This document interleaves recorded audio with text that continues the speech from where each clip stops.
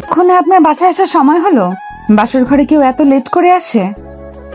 Sorry, আসলে বন্ধুদের জন্য আসতে একটু লেট হয়ে গেল। হ্যাঁ, আসলেন কেন? বন্ধুদের সাথেই বাসর রাত করে নিতেন। যত সব। জি সরি বললাম তো, এতটা রিয়াক্ট করার কি আছে শুধু শুধু? না, কিছু নেই তো।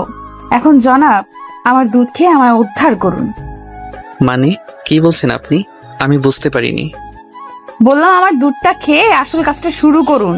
আর কত অপেক্ষা করব? নাফিসার কথাগুলো শুনে নাহিদ ভীষণ চমকে গেল। বাসর রাতে স্বামী সবসময় ফাজলামি করে, এটা সত্যি। তবে নতুন স্ত্রী এমন নির্লজ্জের মতো কথা বলবে, সেটা সত্যি আশা করা যায় না। নাহিদ নাফিসার দিকে এক দৃষ্টিতে তাকিয়ে আছে। নাফিসা নাহিদের দিকে খানিকটা বিরক্তি নিয়ে তাকিয়ে আছে। নাফিসা আপন মনে ভাবছে, নাহিদ কি গাধা নাকি? বাসর রাতে ভালোবাসা, আদর, সোহাগ সম্পর্কে কি তার কোনো ধারণা নেই?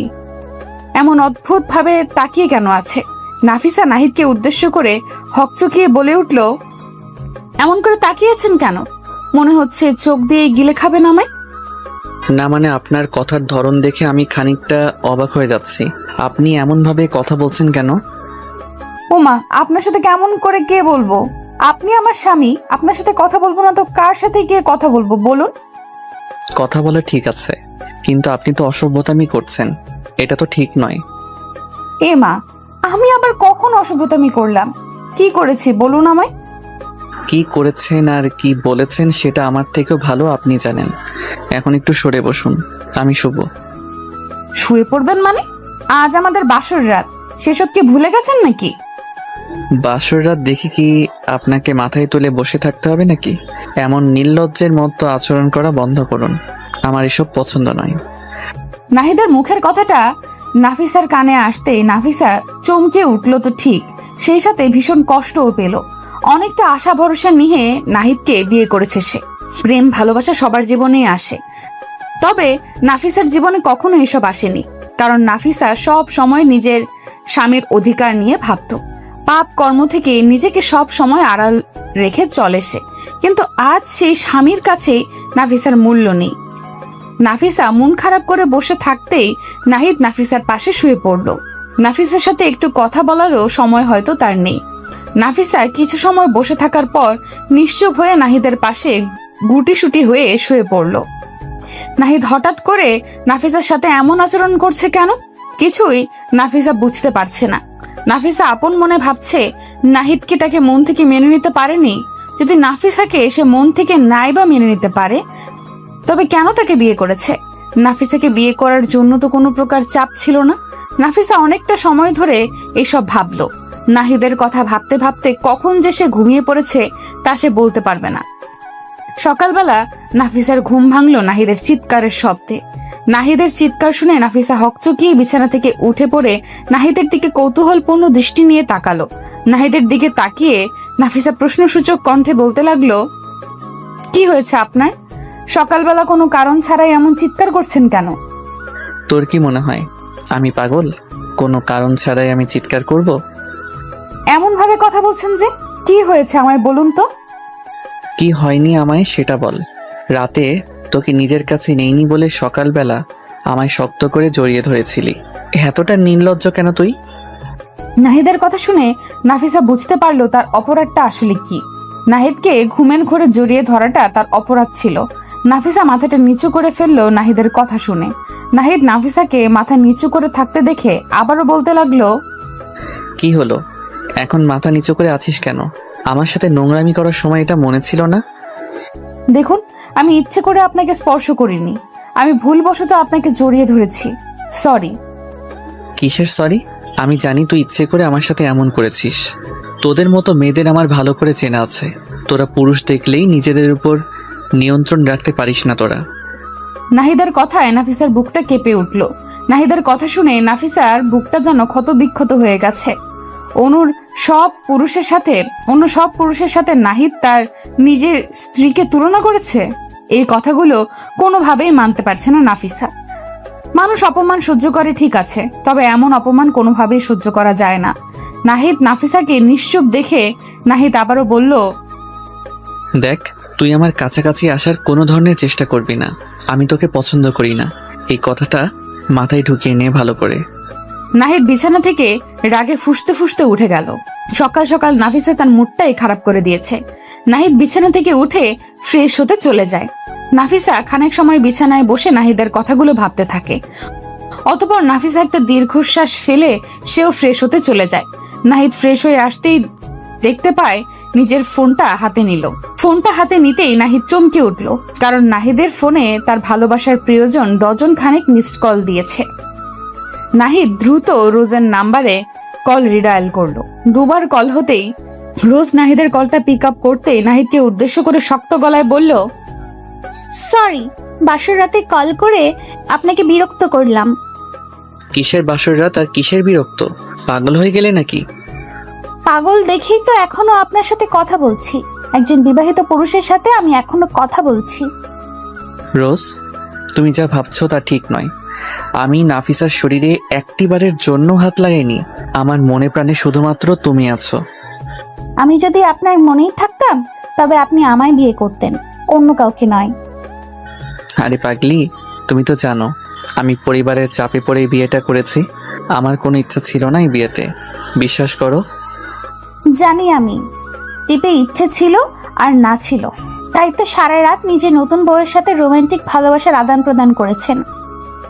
বাজে কথা বন্ধ করো। আমি বলছি তো, ওকে আমি স্পর্শ করিনি, আর তুমি কি না বলছো? তাহলে আমি ফোনটা কেন ধরতে পারোনি? আমায় আর শেখাতে হবে না তোমায়। আমিও নতুন করে নিজের জীবন গুছিয়ে নিয়েছি। রনির সাথে আমার রিলেশনশিপ শুরু হয়েছে গতকাল থেকে। আমায় আর বিরক্ত করবেন না। হ্যালো রোজ, প্লিজ আমার কথা শোনো। হ্যালো। নাহিদের সম্পূর্ণ কথা না শুনে রোজ কলটা নাহিদের মুখের উপর কেটে দিল। নাহিদ হ্যালো হ্যালো করেই যাচ্ছে, তবে ওপার থেকে কোনো রেসপন্স পাওয়া যাচ্ছে না। নাহিদ মনটা খারাপ করে ফোনটা কানের উপর থেকে নামিয়ে নিল। রোজ তাকে কি করে অস্বীকার এবং অবিশ্বাস করতে পারে, সেটাই নাহিদ ভাবছে। রোজের উচিত ছিল নাহিদের কথা বিশ্বাস করা। নাহিদ যে কোনোভাবে রোজের অধিকার অন্য কাউকে দিতে পারে না। নাহিদ বিছানায় বসে পড়ল মন উদাস করে। ওইদিকে নাফিসা ফ্রেশ হয়ে নিয়ে রুমের বাইরে চলে এলো। নাস্তার টেবিলে নাফিসা দেখতে পেল নাহিদের বাবা মা বোন সবাই নিচে বসে আছে। নাফিসাকে দেখে নাহিদের বোন বলতে লাগলো, ওই দেখো মা, ভাবি চলে এসেছে। নূরের কথায় সবাই নাফিসার দিকে দৃষ্টিপাত করলো। নাফিসা মাথা নিচু করে মুচকি একটা হাসি দিয়ে সকলের সাথে বসে নাস্তা সেরে নিল। নাস্তা শেষ করতেই নাফিসার শ্বশুর ও শাশুড়ি চলে যায় নিজেদের রুমে। নাফিসা খাবার প্লেট গুছিয়ে নিচ্ছে, ঠিক এমন সময় নূর নাফিসাকে উদ্দেশ্য করে মুচকি হেসে বলতে লাগলো, ভাবি, ভাইয়া কেমন আদর করলো গো তোমায়? ভালোই করেছে, কিন্তু কেন? কেন কি? আমার তো এখনো বিয়ে হয়নি। সবকিছু জেনে না রাখলে পরে গিয়ে তো ঝামেলাই পড়তে হবে, তাই না? এই জন্য তোমার থেকে সব জেনে নিচ্ছি। সব জেনে রাখাটা ঠিক আছে, তবে একটা কথা আমি তোমায় পার্সোনালি বলতে চাই। কথাটা হলো, স্বামীর বাড়ির সব থেকে কাছের লোকটা হলো তোমার স্বামী, আর সব থেকে দূরের লোকটাও ঠিক সেই তোমার স্বামী। ভাবি, তোমার কথা আমি তো কিছুই বুঝতে পারলাম না। আমায় একটু খোলাসা করে বলো না। খোলাসা করে বলার কিছু নেই, সময় মতো তুমি নিজেই সবটা বুঝতে পারবে। একটু অপেক্ষা করো শুধু। নাফিসা নূরের দিকে তাকিয়ে মুচকি হাসি দিয়ে চলে যায় নিজের রুমের দিকে। নূর নাফিসার দিকে প্রশ্নসূচক দৃষ্টিতে এখনো তাকিয়ে আছে। নাফিসার কথাগুলো যেন তার মাথার মধ্যে জটলা পাকিয়ে ফেলেছে। নাফিসা নিজের রুমে এসে দেখলো নাহিদ উদাস করে বসে আছে। নাহিদ মন উদাস করে বসে আছে। নাফিসার যদিও ইচ্ছে করছে নাহিদের মন খারাপের কারণ জানতে, তবে এখন নাহিদকে কিছু জিজ্ঞেস করার মানে গায়ে পড়ে অপমানিত হওয়া, যেটা নাফিসা হতে চাইছে না। নাফিসা নিজের কাজ করতে লাগলো। ওইদিকে নাহিদ কিছু সময় রুমের মধ্যে দুম করে বসে থেকে অতঃপর রুম থেকে বেরিয়ে যায়। নাহিদ বাইরের থেকে বেরিয়ে সোজা চলে যায় রোজের সাথে দেখা করতে। যে করেই হোক রোজের রাগ ভাঙাতে হবে তার। রোজ আর তার ভালোবাসার সম্পর্ক এমন করে শেষ হয়ে যেতে পারে না। এই ভালোবাসাকে নাহিদকেই টিকিয়ে রাখতে হবে। নাহিদ বাড়ির থেকে বেরিয়ে সোজা চলে যায় রোজের বাড়ির সামনে। রোজের বাড়ির সামনে এসে নাফিসা রোজকে কল করে। প্রায় 5 থেকে 6 বার রিং হবার পর রোজ কলটা পিক করে। নাহিদ কলটা পিক হতেই রোজকে উদ্দেশ্য করে মলিন কণ্ঠে বলতে লাগলো, রোজ, আমি কতক্ষণ ধরে কল করছি, তুমি কি দেখতে পাচ্ছিলে না? আমি তোমার সাথে দেখা করতে এসেছি। তোমার বাড়ির নিচে আছি আমি, একটু নিচে আসো। সরি, আমি আসতে পারবো না। তাছাড়া বিয়ে করার পরও তোমার কেন আমার প্রয়োজন হলো? তোমার স্ত্রী কি তোমায় সুখ দিতে পারছে না? রোজ, আমি জানি তুমি আমার উপর রেগে আছো, আর তোমার রাগ করাটাও জায়েজ, কিন্তু বিশ্বাস করো, আমার আর নাফিসার মধ্যে কোনো ধরনের সম্পর্ক নেই। একটু বিশ্বাস করো আমায় প্লিজ। আমি তো তোমাকে বিশ্বাস করি। তুমি এক কাজ করো, আমার সাথে যদি তোমার সম্পর্ক রাখতে ইচ্ছা হয় তবে তুমি নাফিসাকে ডিভোর্স দিয়ে দাও। ওকে ডিভোর্স দিয়ে তোমার সব সম্পত্তি আমার নামে করে দাও, তারপর আমি তোমায় বিয়ে করব। রোজের কথা শুনে নাহিদের আর বুঝতে বাকি থাকলো না যে আসলে রোজ কি চাইছে। রোজ চাইছে নাফিসাকে ছেড়ে দিয়ে সে নাহিদের স্ত্রী তো নামমাত্র হবে। আসলে নাহিদের সম্পত্তির উপর রোজের দৃষ্টি। রোজের কথাগুলো শোনার পর কোনোভাবেই নাহিদ আর রোজের সাথে কথা বলতে চাইছে না। নাহিদ ঢের বুঝতে পারছে সে একটা মরিচিকার পেছনে ছুটছে এতটা দিন। প্রকৃত অর্থে রোজ কখনোই নাহিদকে ভালোবাসেনি। নাহিদকে নিশ্চুপ দেখে রোজ নাহিদকে উদ্দেশ্য করে বলতে লাগলো, কি হলো, এমন চুপসে গেলে যে? কোনো কথা বলছে না? আমার থেকেও কি তোমার সম্পত্তির মূল্য অনেক বেশি তোমার কাছে? ভালোবাসাটা যদি সত্যি হতো তবে সম্পত্তি কোনো ম্যাটার ছিল না। আমি বুঝতে পারছি সব, রাখছি। নাহিদ ফোনটা কেটে দিয়ে ফোনটা রাস্তার পাশে ছুঁড়ে মারলো। নিজেকে ভীষণ অপরাধী মনে হচ্ছে তার। একটা মানুষ ভালোবাসার নামে দিনের পর দিন তাকে ঠকিয়ে গেছে, আর নাহিদ সেই প্রতারকের কথা ভেবে সেই প্রতারকের জন্য নিজেকে কষ্ট দিয়েছে। একটা নির্দোষ মেয়ের সাথে বাজে ব্যবহার করেছে নাহিদ। নিজের উপর নিজের ঘৃণাবোধ কাজ করছে তার। নাহিদের চোখের কোণে নোনা জল এসে জমা হলো। কয়েক ফোঁটা নোনা জল এক পলকেই পড়ে যায় মাটিতে। এই চোখের জল রোজের জন্য নয়, বরং এই চোখের জল নিজেকে ধিক্কার দিতে এসেছে। নাহিদ রোজের বাড়ির থেকে সোজা নিজের বাড়ি চলে এলো। বাড়ি ফিরতেই নাহিদ নিজের রুমে চলে এলো। রুমে এসে নাহিদ দেখতে পায় নাফিসা রুমেই আছে। নাহিদের চোখ জোরে রক্তবর্ণ ধারণ করে আছে। নাহিদ নিজের জায়গা থেকে উঠে নাফিসা নিজের জায়গা থেকে উঠে নাহিদের দিকে এগিয়ে গিয়ে নাহিদকে উদ্দেশ্য করে কৌতূহলপূর্ণ কণ্ঠে বলল, আপনার চোখ জোড়া এমন রক্তবর্ণ ধারণ করে আছে কেন? কি হয়েছে আপনার? সব ঠিক আছে তো? নাফিসার কথার বিপরীতে নাহিদ কোনো শব্দ করলো না। নাহিদ এক ঝাটকায় নাফিসার দিকে এগিয়ে এসে দুম করে নিজের বুকে নাফিসাকে টেনে নিল। নাফিসাকে বুকে নিয়ে শক্ত করে জড়িয়ে ধরলো নাহিদ। নাহিদের এমন কাজে নাফিসা ভীষণ চমকে যায়। নাফিসার কাছে এসব যেন স্বপ্ন মনে হচ্ছে। নাফিসা তো নিজের স্বামীর কাছে একটু ভালোবাসাই প্রত্যাশা করেছে। আজ তার স্বামী তাকে নিজের বুকে নিয়ে ভালোবাসার পরশ দিচ্ছে। নাফিসা নিশ্চুপ হয়ে একটা ঘুরে চলে যায়। নাহিদ নাফিসাকে শক্ত করে জড়িয়ে ধরে নাফিসার কানের কাছে মুখ এগিয়ে নিয়ে গিয়ে ফিসফিস করে নাফিসাকে উদ্দেশ্য করে বলতে লাগলো, ভালোবাসি তোমায়, অনেক ভালোবাসি। আমায় কখনো ছেড়ে যেও না প্লিজ। আমি অনেক বাজে ব্যবহার করেছি তোমার সাথে, ওই সবের জন্য আমায় ক্ষমা করে দাও তুমি। এসব কি বলছেন আপনি? স্ত্রীর কাছে স্বামীর কোনো অপরাধ থাকতে পারে না। না, থাকতে পারে। আমি তোমার সাথে অনেক অন্যায় করেছি, আমায় ক্ষমা করে দাও। ক্ষমা করতে পারবো না, তবে ভালোবাসা দিতে পারবো, সেটাও মন ভরে। চলবে তো? নাফিসার কথাটা শেষ হতেই নাহিদ যেন আরো শক্ত করে নাফিসাকে নিজের বুকের সাথে লেপ্টে নিল। নাহিদ আছে নিজের সমস্ত ভুলগুলো বুঝতে পেরেছে। নাহিদ বুঝতে পেরেছে সে একটা মরিচিকার পেছনে ছুটে নিজের সত্যিকারের ভালোবাসাকে তুচ্ছ তাচ্ছিল্য করেছে। আসলে নাফিসাই তার জীবনের সত্যিকারের ভালোবাসা। নাহিদ আর চাইছে না নিজের স্ত্রীকে ঠকাতে, আর চাইছে না নিজের থেকে দূরে নিজের স্ত্রীকে রাখতে। ভালোবাসায় সিক্ত হয়ে যেতে চাইছে দুটি হৃদয়। নাফিসা নিজের ভালোবাসার প্রিয় মানুষটির বুকে মাথা দিয়ে পরম শান্তি নিতে পেরে নিজেকে যেন আরো ধন্য মনে করতে লাগলো। এই যে মিস্টার, আপনার হাত সাবধানে রাখুন। কেন গো, আমার হাত আবার তোমার কি ক্ষতি করলো? আপনার হাত এসে বারবার আমার কোমর স্পর্শ করছে, এসবের মানে কি? এসবের মানে বোঝো না? তাছাড়া আমার হাত আপনার কোমর স্পর্শ করলে সেটাতে আমার কি দোষ?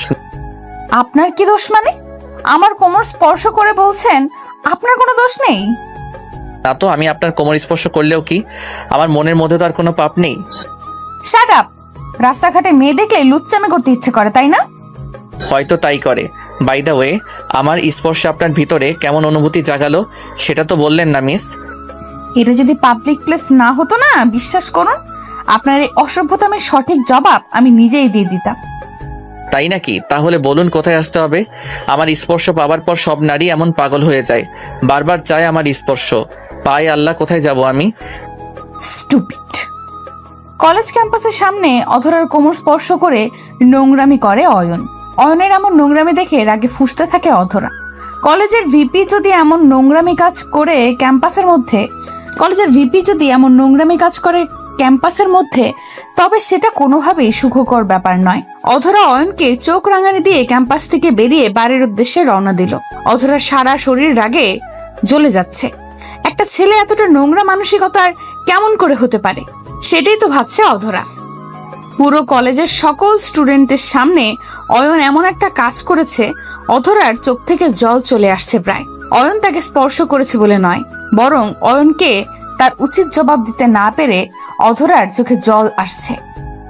অধরা চলে যেতেই অয়ন দাঁত বের করে পাগলের মতো হাসতে লাগলো। অয়নের বন্ধু অভি এসে অয়নকে উদ্দেশ্য করে কৌতূহলপূর্ণ কণ্ঠে বলল, কিরে দোস্ত, তুই এমন করে হাসছিস কেন? কি হয়েছে? আরে তেমন কিছু না, ছাড়ো তো এইসব। এখন বল, তোর মুখের উপর হঠাৎ করে 12টা কেন বেজে আছে? কি হয়েছে? আর বলিস না, গতকাল কলেজে তুই যে মেয়েটাকে টিজ করেছিস, সেই মেয়েটা প্রিন্সিপালের কাছে নালিশ করেছে তোর নামে। প্রিন্সিপাল তোকে জরুরি অফিস রুমে দেখা করতে বলেছে। আহ, ওকে মেয়ে বলে ডাকিস নে পাগলা, ওটা তোর ভাবি হয়। ভাবি, যাই দেখে আসি আমার হবু বউটা আমার নামে কি কমপ্লেন করে আসলো। অয়ন অভির থেকে বিদায় নিয়ে প্রিন্সিপালের রুমে চলে আসে। প্রিন্সিপালের রুমে আসতেই প্রিন্সিপাল কড়া কণ্ঠে অয়নকে শাসিয়ে দেয়। অধরা অয়নের নামে ইফটিজিং এর অভিযোগ করেছে। অয়ন অধরার অভিযোগটা শুনে ভীষণ অবাক হয়, কারণ হবু বউকে একটু টাচ করলে কি সেটা ইফটিজিং হয়? অয়ন তো মনে প্রাণে অধরাকে নিজের স্ত্রী বলেই মেনে নিয়েছে, এখন শুধু অধরার মানা বাকি। অয়ন প্রিন্সিপালের বকা খেয়ে কলেজ থেকে সোজা বাড়ি চলে আসে। বিকেলে আবার অধরার বাড়ির সামনেই আড্ডা মারতে যেতে হবে, ওখানে লেট করে যাওয়া একদমই চলবে না। অয়ন বাড়ি আসতে অয়নের মা অয়নকে উদ্দেশ্য করে বলল, অয়ন, আজকাল কখন বাড়ি ফিরিস আর কখন বাহিরে যাস, কোনো কিছুই তো আমাদের বলে যাস না। এটা কি উচিত? আরে মা, আমি কি এখনো ছোট বাচ্চা আছি নাকি? আমায় নিয়ে এত ভয় কেন পাও তোমরা? সত্যি আমি বুঝি না। বুঝবি কেমন করে? যেদিন সন্তানের বাবা হবি সেই দিনই বুঝবি মা বাবা চিন্তা কেন হয়। ওকে মা, হয়েছে, আর কখনো না বলে কোথাও যাব না আমি। এবার ঠিক আছে?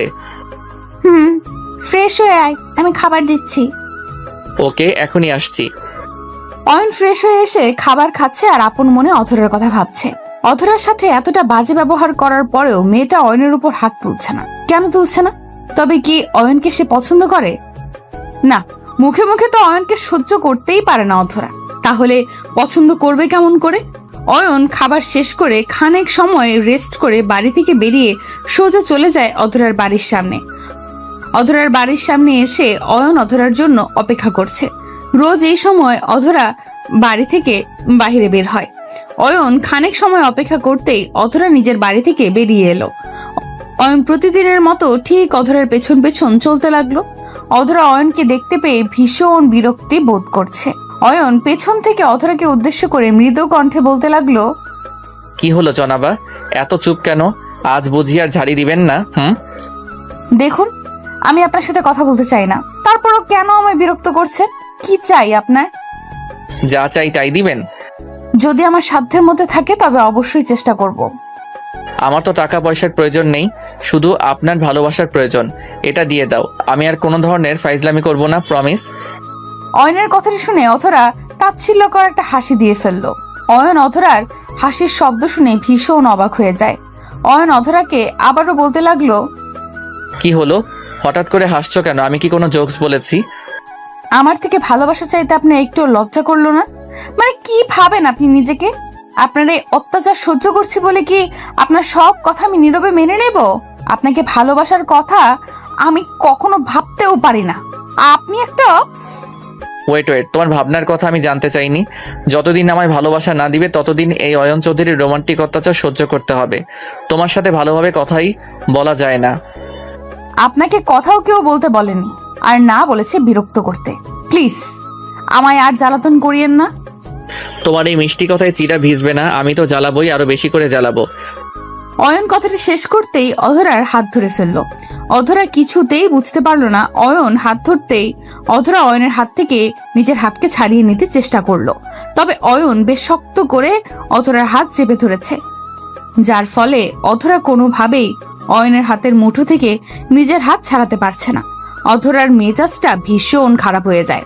অধরার রাগে গজগজ করতে করতে একটা সজোরে হ্যাচকা টান দিয়ে নিজের হাত জোড়া অয়নের হাত থেকে ছাড়িয়ে নিল।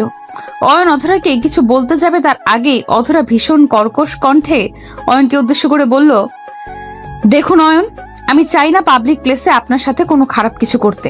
দয়া করে নিজের সম্মানটা বজায় রাখুন। আমায় আর একবার যদি আপনি কোনোভাবে বিরক্ত করেন তো আমি সত্যি বলছি তারপর যা হবে তার জন্য আমি দায়ী থাকবো না। অধরার কথাটা শুনে অয়নও কিছু একটা ভেবে অধরার পেছন থেকে সরে গেল। অয়ন চলে যেতেই অধরা একটা শান্তির নিঃশ্বাস ফেললো। কতক্ষণ আর এমন টর্চার সহ্য করা যায় বলুন? অধরারও ধৈর্যের বাঁধ আছে, আর যখন সেই ধৈর্যের বাঁধ ভেঙে যায় তখন আর মাথা কাজ করে না। অয়ন চলে যেতেই অধরা নিজের গন্তব্যে চলতে লাগলো। কিছু দূর এগিয়ে যেতেই অধরা দেখতে পায় রাস্তাটা কেমন যেন নীরব হয়ে গেছে, আশেপাশে কাউকে দেখাও যাচ্ছে না। অধরা এই দৃশ্যটা দেখে মোটেও ভয় পেল না, কারণ অয়ন ছাড়া আর কোনো বিপদকে অধরা তোয়াক্কা করে না। অধরা আপন মনে হাঁটতে লাগলো। অধরা হাঁটছে আর অনুভব করছে কেউ একজন আছে যে কিনা অধরাকে এখনো ফলো করছে, তবে কে এসে সেটা অধরা বুঝতে পারছে না। অধরা কিছু দূর এগিয়ে যেতেই হঠাৎ করে অধরার সামনে দুইজন ছেলে চলে আসে। অধরা এই ছেলেদের কাউকে এর আগে কখনো দেখেনি। অধরা ছেলেগুলোকে এড়িয়ে যেতে চেষ্টা করতেই ছেলেগুলো অধরার সামনে এসে পথ আটকে দাঁড়ায়। অধরা দুপা পিছিয়ে যেতেই হঠাৎ অনুভব করে তার পেছনেও দুজন ছেলে দাঁড়িয়ে আছে। অধরা এতগুলো লোক দেখে খানিকটা বিব্রত হয়ে প্রশ্ন করে, আপনারা কারা আর আমার পথ আটকে দাঁড়িয়েছেন কেন? কি চাই আপনাদের? আমাদের তো বেশি কিছু চাই না সোনা, আমাদের শুধু তোমাকে চাই, তাও 2 ঘন্টার জন্য। ছেলেটার কথাটা বলতেই অধরার বুকের উপর থাকা ওড়নাটার দিকে হাত বাড়িয়ে দিল। অধরা নিজের ওড়নাটা ওদের থেকে আড়াল করতে চেষ্টা করছে, তবে পারছে না। ছেলেটা হ্যাচকা টান দিয়ে অধরার বুকের ওপর থেকে ওড়নাটা কেড়ে নিল। অধরা নিজের উন্মুক্ত বুকটা হাত দিয়ে ঢেকে আড়াল করলো। অধরা বারবার ছেলেগুলোকে অনুরোধ করছে যাতে করে তারা অধরাকে যেতে দেয়। অধরার কথার কোনো পাত্তা না দিয়ে একটা ছেলে পেছন থেকে অধরার শরীরের উপর হাত দিতে চেষ্টা করতেই দুম করে কোথা থেকে যেন অয়ন চলে আসে আর ছেলেটার হাত দুম করে ধরে ফেলে। অধরা অয়নকে দেখতেই মনের মধ্যে সাহস অনুভব করলো। দৌড়ে এসে অধরা অয়নের পেছনে লুকিয়ে পড়লো। অয়ন ছেলেগুলোকে উদ্দেশ্য করে বলতে লাগলো, যদি ভালো চাস তো এখান থেকে সব কটা দৌড়ে পালিয়ে যা। আমি আর তোদের মুখ এখানে দেখতে চাই না। কে বে তুই? এমন ভাবে কথা বলছিস মনে হচ্ছে কোনো হিরো। আরে গাধা, এই গল্পের হিরো তো আমি। তোরা শুধু শুধু এসে এই মেয়েটাকে বিরক্ত করছিস। ওকে বিরক্ত করার অধিকার শুধুমাত্র আমার। আই, সবাই মিলে তাহলে একটু মাস্তি করে।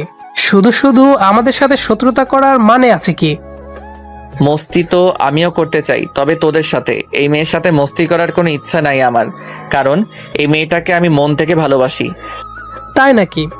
আজ তোর সাথে সাথে এই মেয়েটাও যাবে। অয়ন ছেলেগুলোর কথা শুনে হেসে ফেলল। অয়ন নিজেও জানে যে এতগুলো ছেলের সাথে একা অয়ন পেরে উঠবে না, তবে যেখানে অধরার প্রশ্ন সেখানে অয়ন পিছপা হবে না। ছেলেগুলো অয়নের দিকে দৌড়ে ছুটে এগিয়ে আসতে লাগলো। অয়ন ধীর গতিতে নিজের শার্টটা কোমরের উপরে তুলতেই ছেলেগুলো ঠায় পাথরের ন্যায় দাঁড়িয়ে পড়লো। অয়ন নিজের কোমরে হাত দিতে ছেলেগুলো ছোটাছুটি করে অয়নের সামনে থেকে পালিয়ে গেল। ছেলেগুলোর পালানো দেখে অধরা খানিকটা অবাক হয়ে যায়। হঠাৎ করে এই ছেলেগুলো এমন করে পালিয়ে গেল কেন? কিছুই বুঝতে পারলো না অধরা।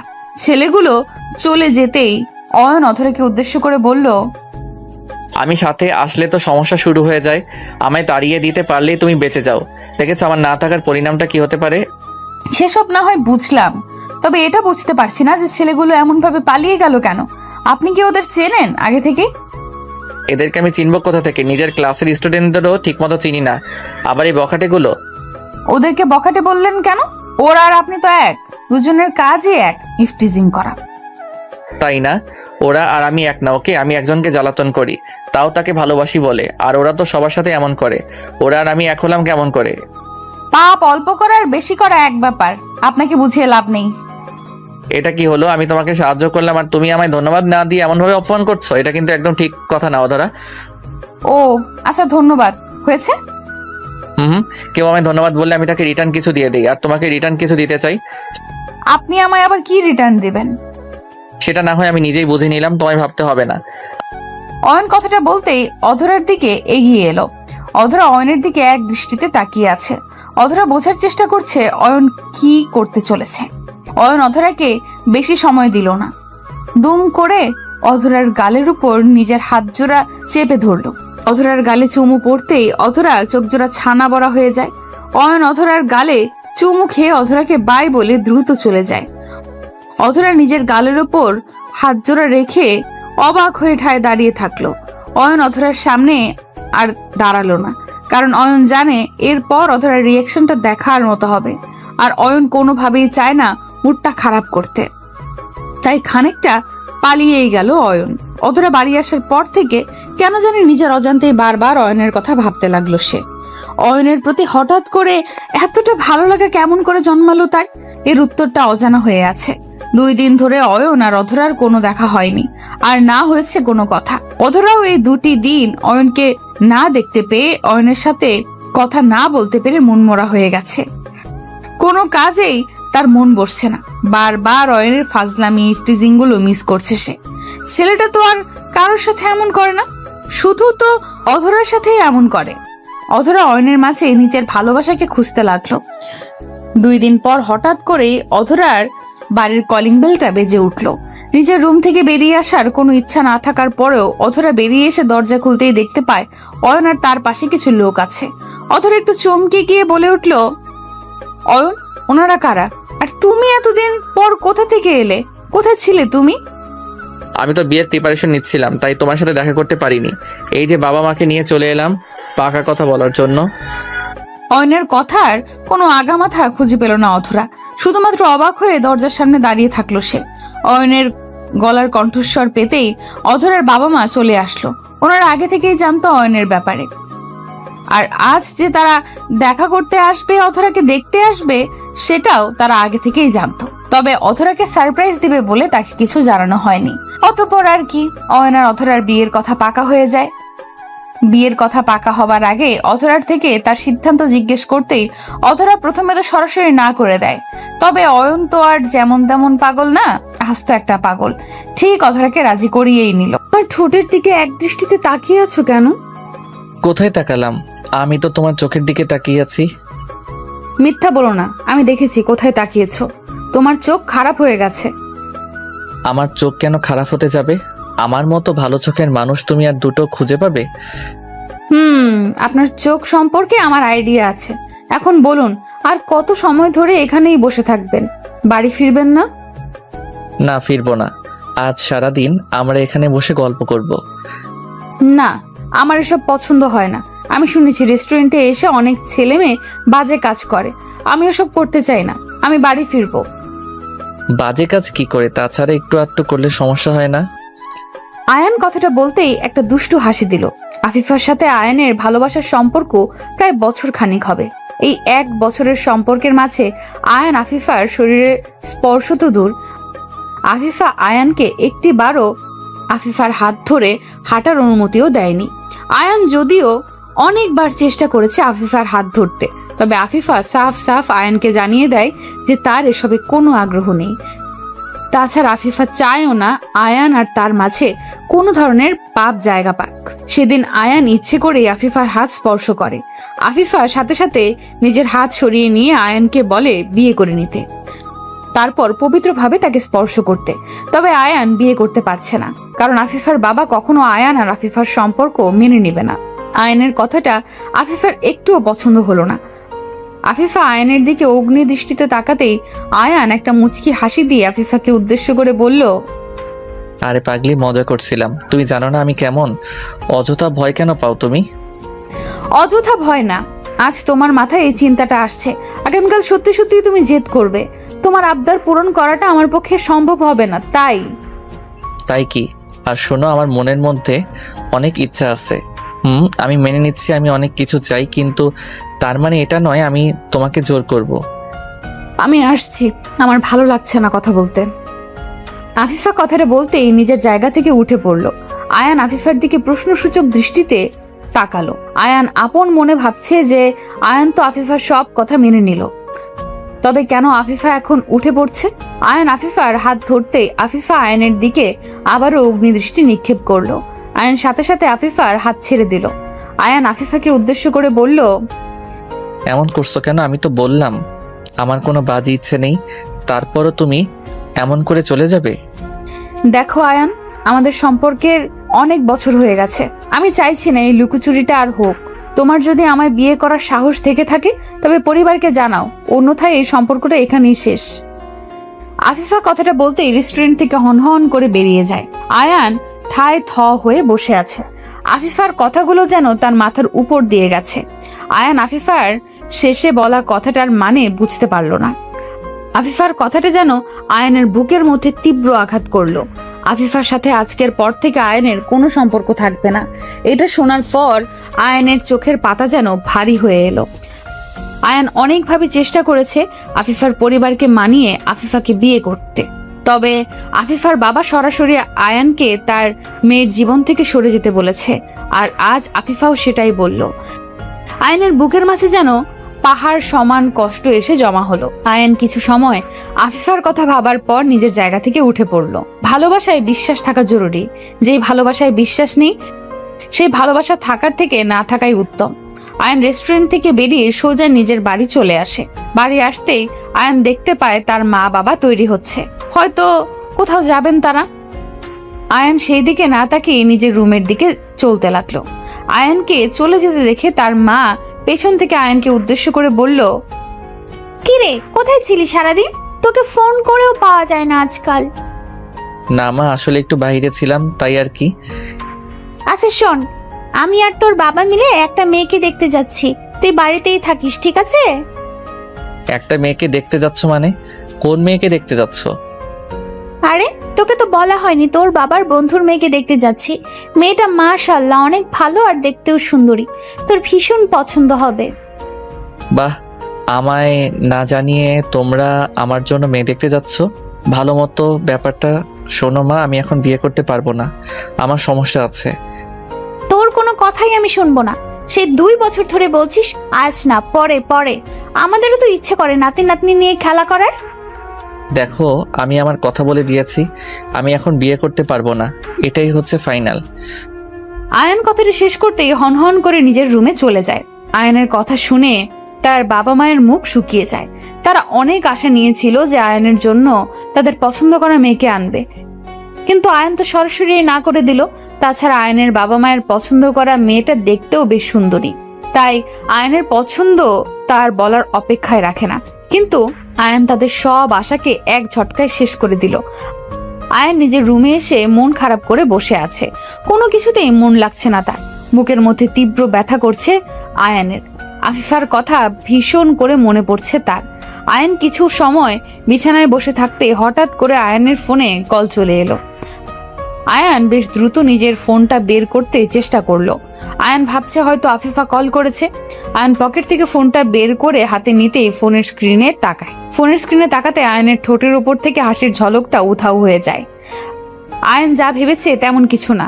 আয়ানের ফোনে কল এসেছে, তবে সেটা আফিফা করেনি, আয়ানের এক বন্ধু করেছে। আয়ান কলটা পিক করতেই ওপার থেকে রনি আয়ানকে উদ্দেশ্য করে বলল, কিরে মামা, সারাদিন কোথায় থাকিস তুই? তোকে কল করেও পাওয়া যায় না। কোথায় আবার, বাড়িতেই থাকি। আসলে আমি একটু বিজি থাকি, তাই কলটা পিক করতে পারিনি। কেন কল করেছিস? কিছু বলবি নাকি? এটা আবার কেমন ধরনের কথা আয়ান? আমি তোকে কোনো প্রয়োজন ছাড়া কল করতে পারি না বুঝি? না, তো পারিস, তবে কোনো প্রয়োজন আছে বলেই তো এত কল করেছিস। প্রয়োজন বলতে তোর খোঁজ নিতেই কল করেছিলাম আর কি। আচ্ছা যাক, বাদ দে। আচ্ছা মামা, আফিফার কি খবর? কথা হয় তোর সাথে? আর কথা, যাকে নিজের জীবনের থেকেও বেশি ভালোবাসি সে আমায় বিশ্বাস করতে পারছে না, আমায় অবিশ্বাস করে চলে গেছে। চলে গেছে মানে? কোথায় গেছে? তোদের এতদিনের সম্পর্ক শেষ কিভাবে করে দিতে পারলো? শেষ করে দেয়নি তো, এমন এক শর্ত দিয়েছে যেটা পূরণ করতে পারলে তার সাথে আমার সম্পর্ক থাকবে, আর না হয় থাকবে না। বলিস কি? ভালোবাসায় কি আবার কোনো শর্ত থাকে নাকি? ভালোবাসায় তো শুধুমাত্র ভালোবাসাই থাকে। আমিও তো তাই ভাবতাম, হয়তো আমার ভাবনা ভুল ছিল, তাই তো ছেড়ে চলে গেছে। আচ্ছা মামা, আমার একটু পরিষ্কার করে বলতো কি হয়েছে আসল ঘটনা। আমি তো তোর কথার কিছুই বুঝতে পারছি না। আয়ান রনিকে সবকিছু খুলে বলল। রনি আফিফার কথাগুলো শুনে চমকে যায়। ভালোবাসার মানুষের সাথে কেউ এমন ব্যবহার কি করে করতে পারে? রনি আরো কিছু সময় আয়ানের সাথে কথা বলে কল কেটে দিল। আয়ান কল কেটে দিয়ে নিজের রুমে বসে থাকলো। সকালবেলা আয়ান ঘুম থেকে উঠে ফ্রেশ হয়ে নিল। আয়ান ফ্রেশ হয়ে এসে নাস্তা করতেই আয়ানের ফোনে কল চলে এলো। আয়ান ফোনটা হাতে নিতেই দেখলো আফিফা কল করেছে। আয়ান আফিফার কল পেতেই কলটা কেটে দিল। আয়ানের ইচ্ছে নেই আফিফার সাথে কথা বলার, কারণ আফিফার যদি তাকে সত্যিই ভালোবাসতো তবে আয়ানকে সে বিশ্বাস করত। আয়ানকে আফিফা বিশ্বাস করে না, আর বিশ্বাস ছাড়া কোনো সম্পর্ক টিকতে পারে না। আয়ান কলটা কেটে দিতেই আফিফা বারবার আয়ানকে কল করতে থাকলো। আয়ান শেষে বাধ্য হয়ে কলটা পিক করলো। আয়ান কলটা পিক করতে ওপার থেকে আফিফা আয়ানকে উদ্দেশ্য করে কান্না ভেজা কণ্ঠে বলল, আয়ান প্লিজ আমার কথা শোনো, প্লিজ কলটা কেটে দিও না প্লিজ। বলো, কি কথা বলবে? আয়ান, বাবা আমার জন্য বিয়ে ঠিক করেছে, আগামীকাল আমার বিয়ে। আমি কি করব বুঝতে পারছি না কিছু, প্লিজ একটা উপায় বের করো। আমি কি উপায় বের করব? তোমার বিয়ে হয়ে যাচ্ছে তো হয়ে যাক, সমস্যা নেই কোনো। আয়ান এইসব কি বলছো তুমি? মাথা ঠিক আছে তোমার? আমি তোমায় ভালোবাসি, তোমায় ভালোবেসে অন্য কাউকে আমি কেমন করে বিয়ে করব? যেমন করে আমায় ছেড়ে যেতে চাইছো ঠিক অমন ভাবে বিয়ে করবে। আমায় আর বিরক্ত করো না, রাখছি। আয়ান, এটাই কি তোমার শেষ কথা? এটাই আমার শেষ কথা। যদি এটাই তোমার শেষ কথা হয়ে থাকে তো আমারও শেষ কথা শুনে রাখো। আমি যদি তোমায় আপন করে না পাই তবে এই জীবন আমি রাখবো না। কারোর জন্য কেউ মরে যায় না আফিফা, এটা নিছক মিছে কথা। সবাই বেঁচে থাকে। সবার কথা তো বলতে পারছি না, তবে আমার নিজের কথা বলতে পারছি।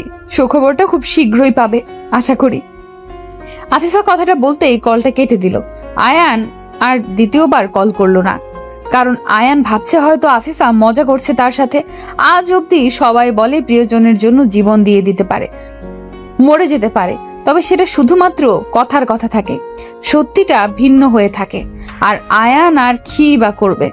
আফিফার বাবা মাকে অনেকবার সে বোঝাতে চেয়েছে, কিন্তু তারা আয়ানের কোনো কথাই শোনেনি, বরং অপমান করেছে আয়ানকে। আয়ান তবু আফিফাকে নিয়ে বাঁচতে চেয়েছে, কিন্তু আফিফার তো চিন্তা অন্য কিছুই ছিল। আয়ান নিজের মতো করে বিছানায় বসে আছে। আফিফার বিয়ে অন্য কারোর সাথে হয়ে যাবে, এই কথাটা ভাবতেই আয়ানের কলিজাটা কেঁপে উঠছে।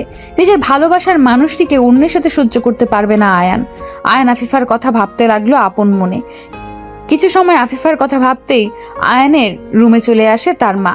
আয়ানের মা এসে আয়ানকে উদ্দেশ্য করে শান্ত কণ্ঠে বলল, আয়ান, আমার তোর সাথে কিছু কথা ছিল, তুই কি এখন ফ্রি আছিস? মা বলো, কি কথা বলবে? আমায় সত্যি করে বল, তোর কি কোনো পছন্দ করা মেয়ে আছে? যদি থাকে তো বল, আমরা মেয়ের বাবা মায়ের সাথে কথা বলে সব ঠিক করে নেই। মা, আমার কাকে পছন্দ আর কাকে চাই সেসব তো তোমরা জানো। আমি আফিফাকে ভালোবাসি, ওকে ছাড়া অন্য কাউকে বিয়ে করা আমার পক্ষে সম্ভব নয়। আফিফা, ওই মেয়ের কথা তুই এখনো মনে রেখেছিস? তুই কি ভুলে গেছিস ওর বাবা আমাদের কেমন করে অপমান করেছে, কেমন করে আমাদের ছোট করেছে?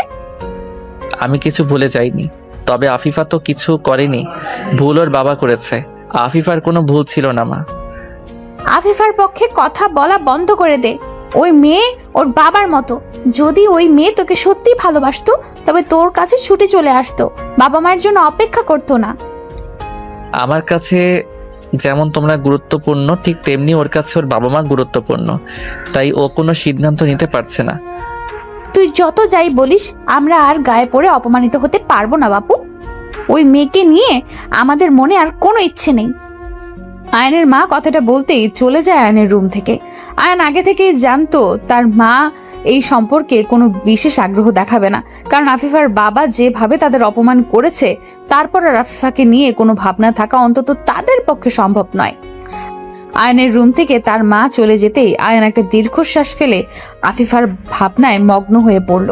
আফিফার কথা ভাবতে ভাবতে কখন যে আয়ানের চোখের পাতা এক হয়ে গেছে তা সে জানে না। পরদিন সকালে আয়ানের ফোনে একটা অপরিচিত নাম্বার থেকে কল এলো। আয়ান ফোনটা পিক করতেই চমকে উঠল আয়ানের চমকে ওঠার কারণ ফোনের ওপারে ছিল আফিফার বাবা। আফিফার বাবার কল পেয়ে আয়ান খানিকটা অবাক হয়ে যায়।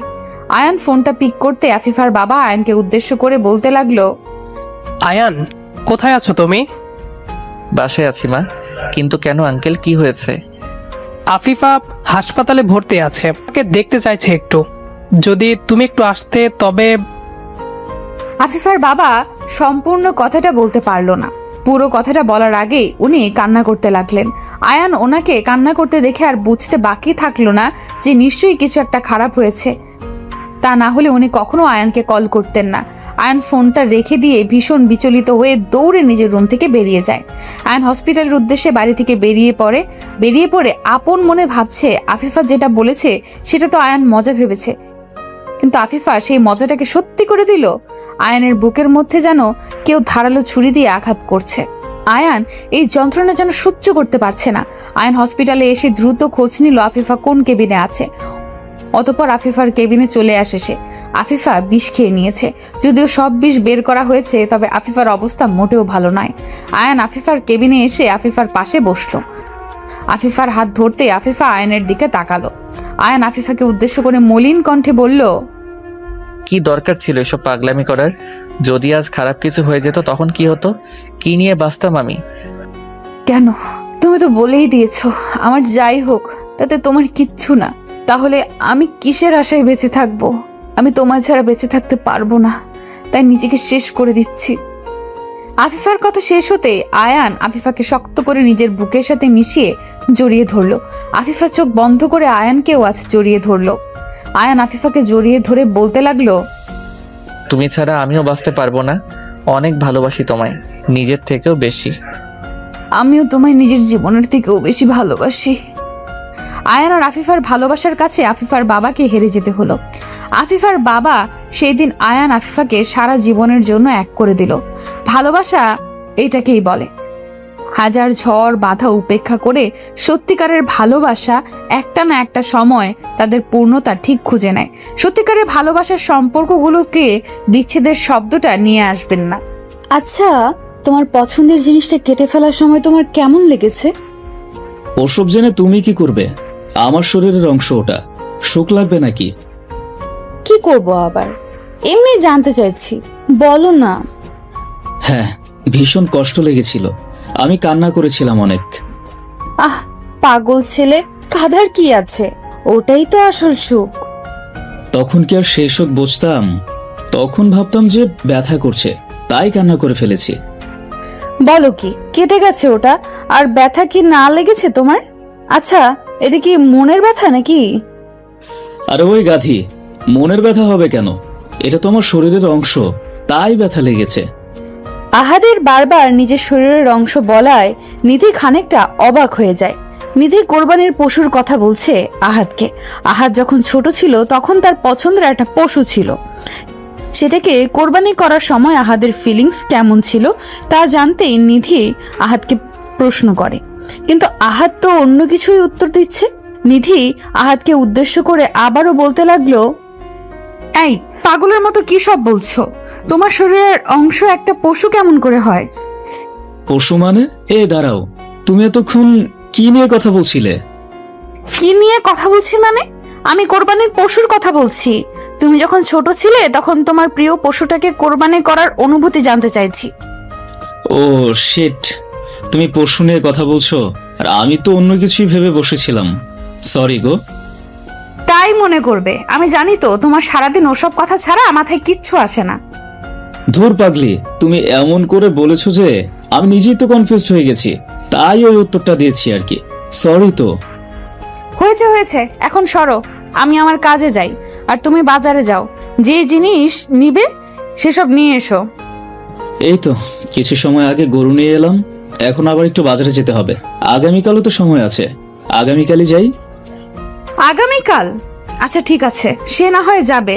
এখন তাহলে রেস্ট করো, আমি একটু রান্নাঘর থেকে ঘুরে আসি। নিধি কথাটা বলতেই আহাদের পাশ থেকে উঠে পড়তে নিল। আহাদ নিধির দিকে তাকিয়ে দুষ্টু হাসি দিল। আহাদের মনের মধ্যে একটা রোমান্টিকতা ভর করে আছে। আহাদের মনের মধ্যে এই রোমান্টিকতা নিধি নিজেই জাগিয়েছে। এখন আহাদের মনকে অশান্ত করে সে কেটে পড়ছে। আহাদ কি এত সহজে নিধিকে যেতে দেবে নাকি? আহাদ দুম করে নিধির হাত ধরে ফেললো। একটা হ্যাচকার টান দিয়ে নিধিকে নিজের দিকে টেনে নিল সে।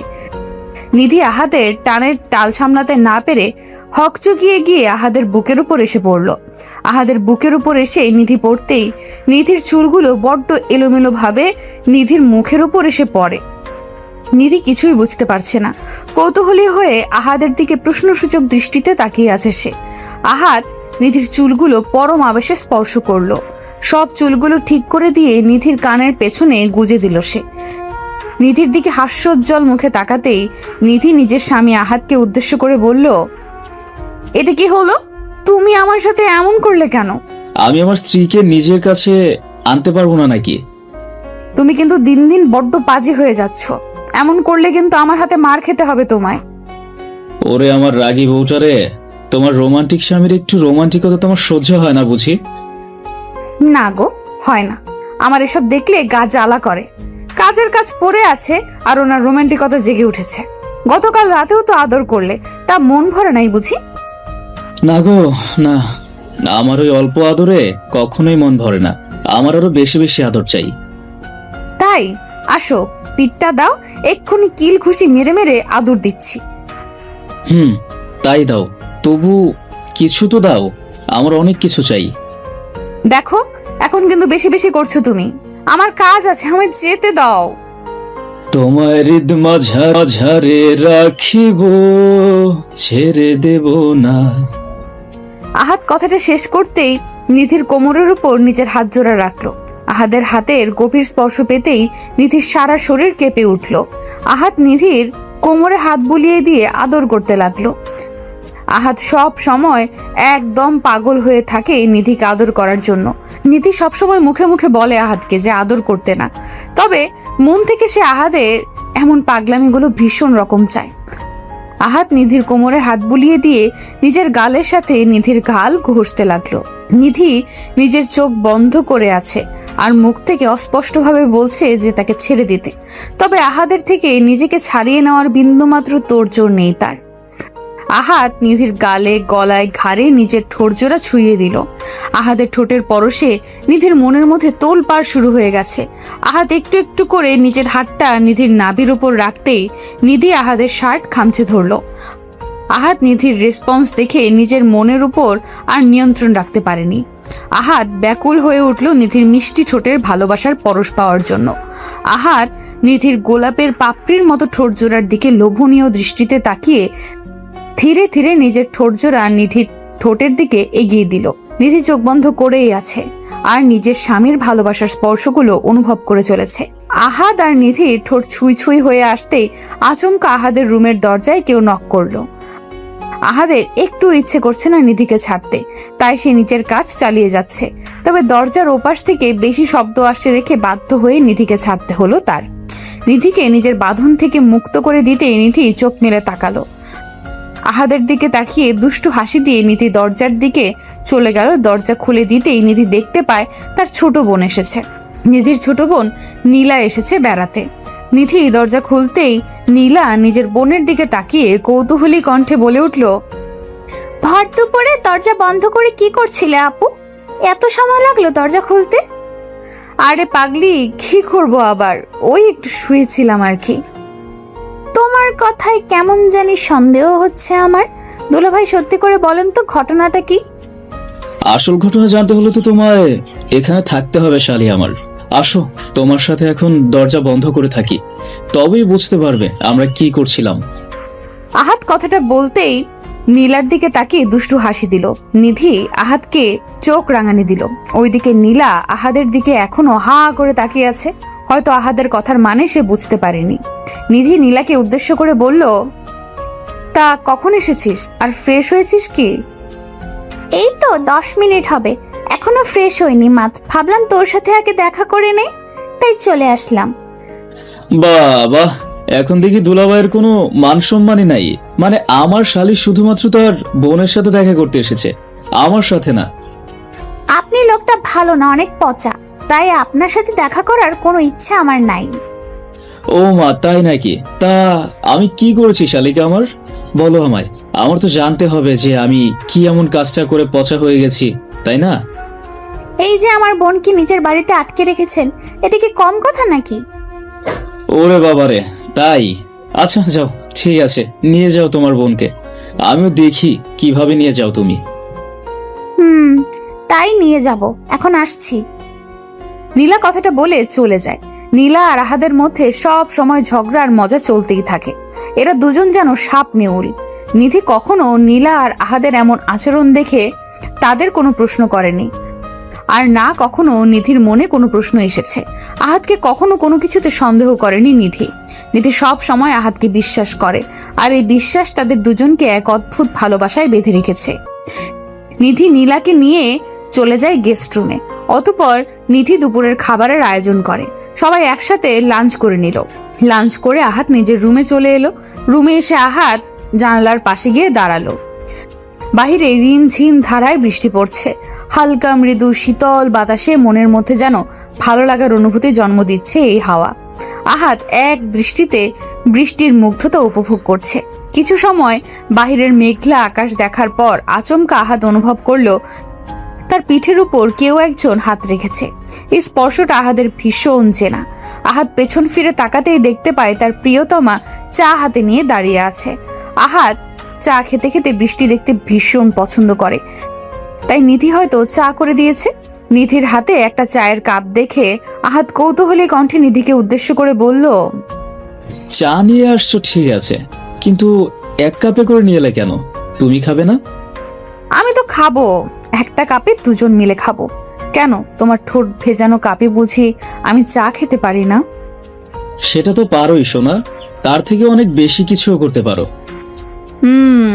এখন আমায় বলো, মেঘলা আকাশের পানে এক দৃষ্টিতে তাকিয়ে কি ভাবছিলে তুমি?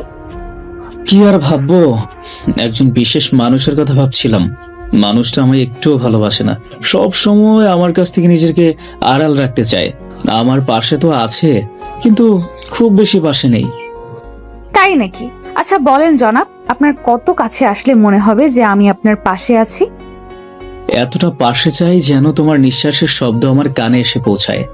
আমার হৃদয়ের প্রতিটি শব্দ যেন তোমার হৃদয়কে স্পর্শ করে। আহাদ কথাটা শেষ করার পূর্বেই নিধি চায়ের কাপটা আহাদের হাতে ধরিয়ে দিয়ে আহাদকে শক্ত করে জড়িয়ে ধরলো। আহাদ নিধির এমন আলিঙ্গনে নিজেকে আরো গভীরভাবে প্রকাশ করলো নিজের প্রিয়তমার কাছে। আহাদ নিধিকে নিজের বুকে জড়িয়ে নিয়ে নিধির কপালে নিজের ঠোঁটজোড়া ছুঁইয়ে দিয়ে দুজন বৃষ্টি দেখতে লাগলো আর গল্প করতে লাগলো। আহাদ আলতো করে নিজের ঠোঁটজোড়া কাপে ছুঁইয়ে দিয়ে চা পান করছে, আর সেই জায়গায় নিধি নিজের ঠোঁট রেখে আহাদের থেকে চা পান করছে। পরিবেশটা যেমন রোমান্টিক, ঠিক তেমন তাদের দুজনের মনের অনুভূতি। আহাদ চাটা শেষ করে নিয়ে নিধির দিকে তাকালো। নিধির ঠোঁটজোড়া গোলাপি রং থেকে যেন লাল হয়ে উঠেছে। আহাদ ওই রক্তিম কৃষ্ণচূড়া ফুলের পাপড়ির মতো ঠোঁটজোড়ায় আলতো করে নিজের হাত ছুঁইয়ে দিল। নিধি চোখ বন্ধ করে অনুভব করছে তার ভালোবাসার মানুষটির ছোঁয়া। আহাদ আলতো করে নিধির ঠোঁট স্পর্শ করে দুম করে নিধির কোমর ধরে ফেলল। নিধিকে স্লাইড করে আহাদ নিজের কোলে তুলে নিল। আহাদের কোলে চড়তে নিধির ভীষণ ভালো লাগে। আহাদ নিধিকে নিজের সামনে ব্যালকনিতে বসিয়ে দিয়ে নিধির দিকে একটু এগিয়ে এসে পেছন থেকে নিধির কোমর জড়িয়ে ধরে নিধিকে উদ্দেশ্য করে নেশালো কণ্ঠে বলতে লাগলো, নিধি, আজকের এই আবহাওয়া, এই নীরব পরিবেশ, এই বৃষ্টির প্রতিটা ফোঁটা, মেঘাচ্ছন্ন আকাশ, সবকিছু দেখে তোমার মনের মধ্যে কি চাইছে? প্রচুর ভালোবাসা চাইছে। তোমার ভালোবাসার স্পর্শ চাইছে আমার দেহের প্রতিটা অংশ। তোমার মধ্যে হারিয়ে যেতে চাইছি আমি। তবে কেন অপেক্ষা করছো? ওই মিষ্টি ঠোঁটের স্বাদটুকু আমায় নিতে দাও মন ভরে। আমার এই অশান্ত মনকে শান্ত করার ওষুধটুকু দিয়ে দাও প্লিজ। আহাদের নেশালো কণ্ঠস্বরটা যেন নিধির মনকে আরো ব্যাকুল করে তুলেছে। নিধি নিজেকে আর দমিয়ে রাখতে পারছে না। আহাদের প্রতি তার দুর্বলতা যেন আরো প্রখরভাবে কাজ করছে। আহাদ নিধির কোমর থেকে হাত সরিয়ে নিতেই নিধি হকচকিয়ে গিয়ে আহাদের কাঁধের ওপর নিজের হাত রেখে আহাদের ঠোঁট বরাবর নিজের ঠোঁটজোড়া এগিয়ে দিল। নিধির ঠোঁটজোড়া আহাদের দিকে এগিয়ে আসতেই আহাদ আর 1 মিনিটও বিলম্ব করল না। দুম করে নিজের ঠোঁট দিয়ে নিধির ঠোঁটজোড়াকে চেপে ধরল। পাগলের মতো আহাদ নিধির ঠোঁটের স্বাদ নিতে ব্যস্ত। দুজন যেন আর নিজেদের মধ্যে নেই, হারিয়ে গেছে তারা কোনো এক ভিন্ন জগতে।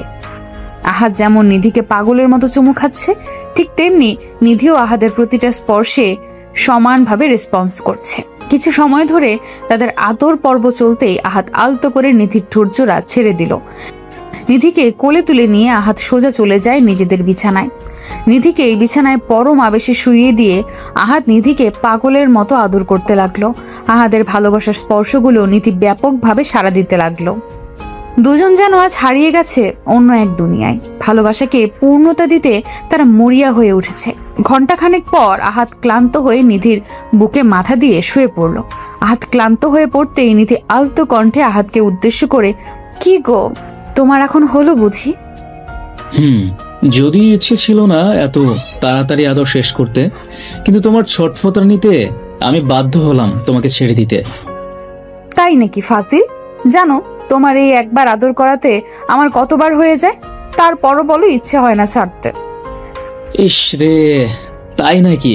কতবার কি হয়ে যায় গো? যাও ফাজিল, তোমার দেখি একটুও লজ্জা নেই। তোমার সামনে আমি লজ্জা পেতে যাব কেন? তুমি কি আমার পাশের বাড়ির ভাবি নাকি? আমার একটা মাত্র আদরের বউ। আমি তোমার সামনে একদম লজ্জা পাই না, বুঝতে পেরেছো? লজ্জা পেতেও হবে না, কারণ লজ্জা নারীর ভূষণ, পুরুষের নয়। ও রে, এখন আবার ভূষণ নিয়ে এসেছো? দেখি দেখি লিপস্টিকটা দেখি। আমার এখন আবার এই ঠোঁটের পরশ চাই। এই না, এই মাত্রই তো নিলে এই ঠোঁটের পরশ, আর দিতে পারবো না আমি। এখন ছাড়ো তো, ফ্রেশ হয়ে নিতে হবে তো। ফ্রেশ পরে হবে এখন আমায় আদর করতে দাও। আহাদ কথাটা শেষ করতেই পুনরায় নিধির ঠোঁটের দিকে এগিয়ে যায়। নিধি এবার আহাদকে বারণ করছে, কিন্তু আহাদ যেন কোনো কথাই শুনতে পাচ্ছে না। আহাদ জোর করে নিধির ঠোঁট নিজের দখলে নেওয়ার চেষ্টা করলো। নিধি আপন মনে আহাদের এমন পাগলামি দেখে ভীষণ হাসছে। হাসবে নাই বা কেন? এমন রোমান্টিক পাগল খজনের কপালে জোটে। আশেপাশে থাকা হাজার সম্পর্কের মধ্যে দেখা যায় কেউ হয়তো সম্পূর্ণরূপে সুখী নয়, আর সেই সকল সম্পর্কের থেকে আহাদ আর নিধির সম্পর্ক অধিক গুরুত্বপূর্ণ, কারণ তারা একে অপরের সাথে ভালো সুখী আছে। আহাদ নিধিকে আবার কিস করতে নিতেই আহাদের রুমে চলে আসে নিধির বোন। দরজায় নক করতেই নিধি আহাদের বুকে মৃদু ধাক্কা দিয়ে আহাদকে সরিয়ে দিয়ে বিছানা থেকে উঠে পড়ল। আহাদ নিধির দিকে তাকিয়ে মুখটা কুচকি নিয়ে বলতে লাগলো, এটা কি হলো? আমার শালিটা এমন শুরু করছে কেন?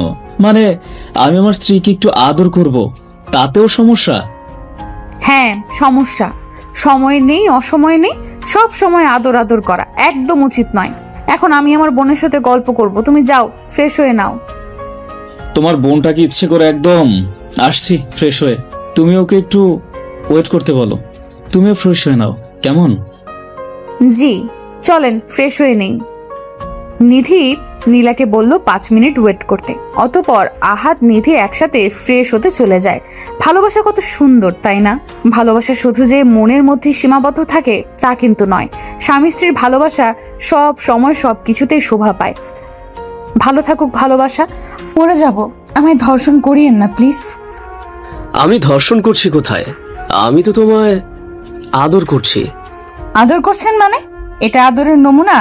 আমার শরীর ব্যথা হয়ে গেছে, রক্ত বেরিয়ে গেছে, প্লিজ। এসব প্লিজ বলে কোনো লাভ নেই। আমি আমার কাজটা করে তারপরই তোমায় ছাড়বো। আপনি আমার চোখের জল দেখতে পাচ্ছেন? ভীষণ কষ্ট হচ্ছে আমার, একটু দয়া করুন। উফ, তুমি ভীষণ সেক্সি সোনা, তাই আমি নিজের উপর নিয়ন্ত্রণ রাখতে পারি না। ইচ্ছে করে মানে আরো করি তোমাকে। আপনি মানুষ নাকি অন্য কিছু? এটা তো পশুর মতো আচরণ করছেন কেন? এতটা পশুর মতো আচরণ করছেন কেন? ব্লাড বের হচ্ছে দেখতে পাচ্ছেন। চুপ, ব্লাড বের করতেই তো এমন করছি। উফ, ব্লাড বের হচ্ছে মানে তুমি ভার্জিন, আর ভার্জিন মেয়েদের আদর করে অনেক বেশি মজা। এখন বিরক্ত করো না তো আমায়। আমাকে আমার কাজটা করতে দাও, আর আমার সাথে সমান তালে তাল মিলিয়ে আদর করার মজাটা নাও সোনা। বিছানায় শুয়ে চোখ জোড়া শক্ত করে বন্ধ করে আছে বৃষ্টি। বিছানা জুড়ে কিছু কিছু জায়গায় রক্তের দাগ লেগে আছে। সূর্যের সেইখানে বিন্দুমাত্র ভ্রুক্ষেপ নেই। সূর্য উন্মাদের মতো নিজের ইচ্ছে নিজের শরীরের চাহিদা পূরণ করতে ব্যস্ত। বৃষ্টি এর আগে অনেকটা চিৎকার করেছে, তাই এখন আর চিৎকার করতে পারছে না, মুখ বুজে সহ্য করছে সবটা। কিন্তু বৃষ্টির এই নিশ্চুপ হয়ে সহ্য করাটা সূর্যের ভীষণ অপছন্দ হলো। সূর্য আরো রেগে গিয়ে বৃষ্টিকে ফ্ল্যাট করে কোমরে চেপে ধরে ফিসফিস করে বলল, কি হয়েছে? সুখ পাচ্ছ না? রেসপন্স কেন পাচ্ছি না আমি? আপনার পায়ে পড়ি, বিশ্বাস করুন আমার ভীষণ কষ্ট হচ্ছে, দয়া করে আমায় নিস্তার দিন প্লিজ। বৃষ্টি আর কিচ্ছু বলতে পারলো না। অতিরিক্ত রক্তক্ষরণের কারণে সে নিজের জ্ঞান হারিয়ে ফেলে। বৃষ্টি জ্ঞান হারিয়ে ফেলতেই সূর্য নিজের হুঁশে ফিরল। এইসব কি করছি আমি? বৃষ্টির লাইফটা, কথাটা আপন মনে বলে আটকে উঠল সূর্য। সূর্য বৃষ্টির শরীরের উপর থেকে উঠে পড়ল। বিছানা জুড়ে ছড়িয়ে আছে রক্তের দাগ। সূর্য রক্ত দেখে নিজের মাথা ঠিক রাখতে পারলো না। ভীষণ খারাপ লাগছে তার, মনে হচ্ছে মাথাটা ঘুরে এক্ষুনি পড়ে যাবে সে। সূর্য একটু চোখ বড় বড় করে নিঃশ্বাস নিল। নিঃশ্বাস নিয়ে সূর্য বৃষ্টির উন্মুক্ত শরীরটা একটা চাদর দিয়ে ঢেকে দিল। সূর্য কিছু পরিমাণে পানি নিয়ে বৃষ্টির মুখের উপর ছিটকে দিল। মুখে পানি পড়তেই বৃষ্টির জ্ঞান ফিরে এলো। চোখ জোড়া বন্ধ রেখে বৃষ্টি সূর্যকে উদ্দেশ্য করে বলতে লাগলো, প্লিজ সূর্য, আমায় ছেড়ে দিন, আমার কষ্ট হচ্ছে প্লিজ। চোখের পাতার উপর নোনা জল প্রায় শুকিয়ে গেছে বৃষ্টির। সূর্য বৃষ্টির গালে আলতো করে নিজের দু হাত রেখে বৃষ্টিকে নাড়া দিতে দিতে বলতে লাগলো, এই বৃষ্টি, বৃষ্টি ওঠো, কি হয়েছে তোমার? বলো আমায় বৃষ্টি। বৃষ্টি চোখের পাতা জোড়া অনেক কষ্ট করে খুলল। বৃষ্টি চোখের পাতা খুলতেই সূর্যকে দেখে ভয়ে আটকে উঠে। বৃষ্টি সূর্যের সামনে থেকে কয়েক গজ দূরে সরে যেতে নিতেই চেষ্টা করতেই বুঝতে পারলো তার শরীরে ভীষণ ব্যথা অনুভব হচ্ছে। বৃষ্টি নড়াচড়া করতে পারছে না। সূর্য বৃষ্টির ভয়কে বুঝতে পেরে বৃষ্টিকে উদ্দেশ্য করে শান্ত গলায় বলতে লাগলো, ভয় পাচ্ছ আমায়? আমাকে ভয় পেতে হবে না, আমি সত্যি কিছু বলার মতো অবস্থায় নেই। আমি বুঝতে পারি না এতক্ষণে কি হয়েছে। আমি একটা ঘোরের মধ্যে ছিলাম, সত্যি বলছি, আমাকে ক্ষমা করে দাও তুমি। সূর্য, আমাকে একটু হসপিটালে নিয়ে যাবেন, প্রচন্ড ব্যথা করছে আমার, আর ব্লিডিং হচ্ছে খুব। বৃষ্টির কথাটা যেন সূর্যের মনের মধ্যে বিঁধে গেছে। এক সেকেন্ডের জন্য সূর্য নিজেকে রাস্তার ছেলের সাথে তুলনায় নামিয়ে ফেললো। সূর্য কোনো কথা বলল না, চোখ জোড়া রক্ত বর্ণ ধারণ করে আছে তার। ছলছল দৃষ্টি প্রকাশ করছে তার মনের মধ্যে থাকা অনুশোচনাগুলো। সূর্য বৃষ্টিকে কোলে নিয়ে বেশ দ্রুত হসপিটালের দিকে গাড়ি নিয়ে বেরিয়ে পড়ল।